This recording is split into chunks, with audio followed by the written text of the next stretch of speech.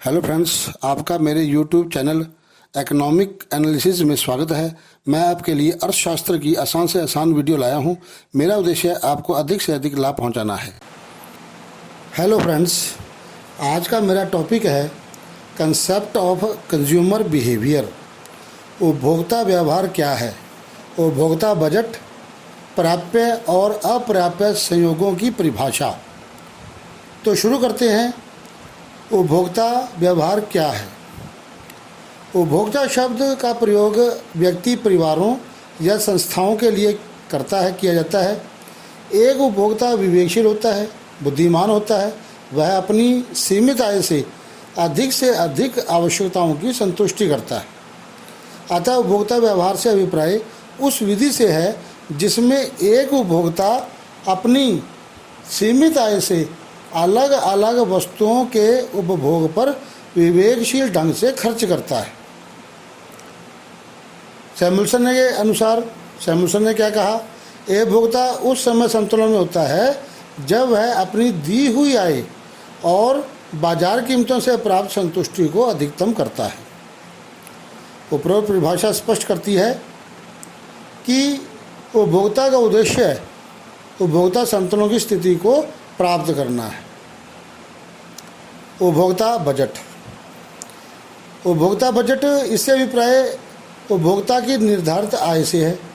वह अपनी आय को विभिन्न वस्तुओं पर इस प्रकार खर्च करता है कि उसे अधिकतम संतुष्टि प्राप्त होती है। हम इसे एक उदाहरण द्वारा स्पष्ट कर सकते हैं। मान लो उपभोक्ता की आय 60 रुपये है।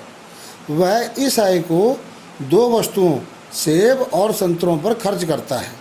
मान लो प्रति इकाई सेब की कीमत 2 रुपये और प्रति इकाई संतरे की कीमत 1 रुपये है।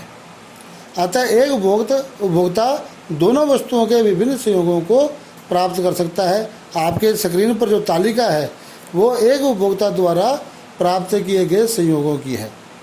तो सेब 2 रुपये प्रति और संतरा 1 रुपये प्रति इकाई। तो यदि वह सारे आय से संतरे प्राप्त करता है तो वह 60 संतरे ले सकता है और सेब की कोई इकाई प्राप्त नहीं कर सकता। इसी प्रकार से यदि सेब की 10 इकाइयाँ प्राप्त करता है तो संतरे पे वो 40 रुपये खर्च करता है।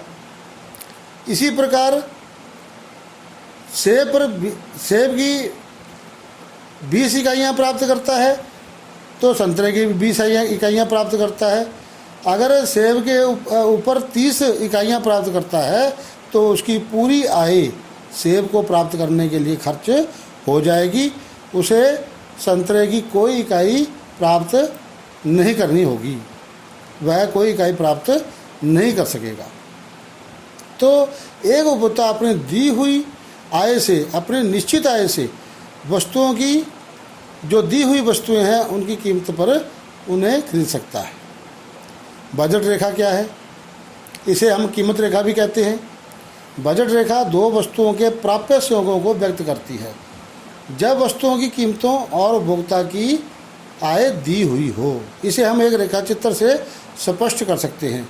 आपके स्क्रीन पर एक रेखा चित्र है जिसमें बजट रेखा बनाई हुई है। हमने इस रेखा चित्र में OX अक्ष पर सेब और OY अक्ष पर संतरों को दिखाया है।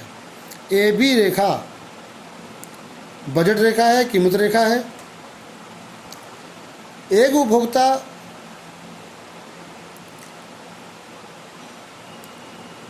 अपनी निश्चित आय यदि 60 रुपये पर इन वस्तुओं को खरीदता है। यह इस मान्यता पर बनाई गई है कि सेब की कीमत 2 रुपये और संतरे की कीमत 1 रुपया प्रति इकाई है। यदि उपभोक्ता अपनी सारी आय सेब पर खर्च करता है तो वह सेब की 30 इकाइयाँ प्राप्त कर सकता है। इसी प्रकार यदि उपभोक्ता संतरों पर खर्च करता है अपनी सारी आय को तो वह 60 इकाइयाँ संतरे को प्राप्त कर सकता है। इसी प्रकार एक उपभोक्ता भिन्न भिन्न संयोगों को प्राप्त कर सकता है। एक उपभोक्ता AB रेखा पर अन्य संभावित संयोगों को भी खरीद सकता है जिससे उसे एक समान संतुष्टि प्राप्त होती है। अब आता है प्राप्य संयोग और अप्राप्य संयोग। कौन कौन से हैं? प्राप्य संयोग, एक उपभोक्ता अपनी निश्चित आय से केवल उन संयोगों को खरीदने में सक्षम है जो या तो कीमत रेखा पर हैं या कीमत रेखा के भीतर क्षेत्र में स्थित हैं।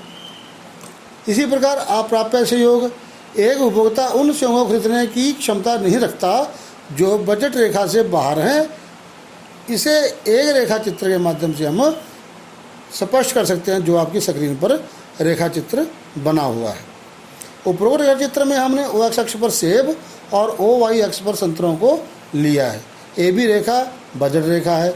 इस बजट रेखा के बाहर बिंदु जी अपर्याप्त संयोग को है तथा बिंदु एफ पर्याप्त संयोग को दर्शा रहा है। इसका अभिप्राय यह है कि एक उपभोक्ता ए बी रेखा पर या उसके अंदर किसी भी संयोग को प्राप्त कर सकता है, जबकि वह ए बी रेखा से बाहर किसी भी संयोग को प्राप्त नहीं कर सकता। तो ये आपका था कि उपभोक्ता व्यवहार क्या है, उपभोक्ता बजट, प्राप्य और अप्राप्य संयोग का क्या होते हैं। धन्यवाद। अगर मेरा ये वीडियो आपको पसंद आया है तो इस वीडियो को लाइक करें, शेयर करें, सब्सक्राइब करें, ताकि मेरे आसान से आसान वीडियो इकोनॉमिक एनालिसिस चैनल पर आपको मिलते रहें। हाँ, और नीचे दिए बेल आइकन बटन को दबाना ना भूलें। धन्यवाद।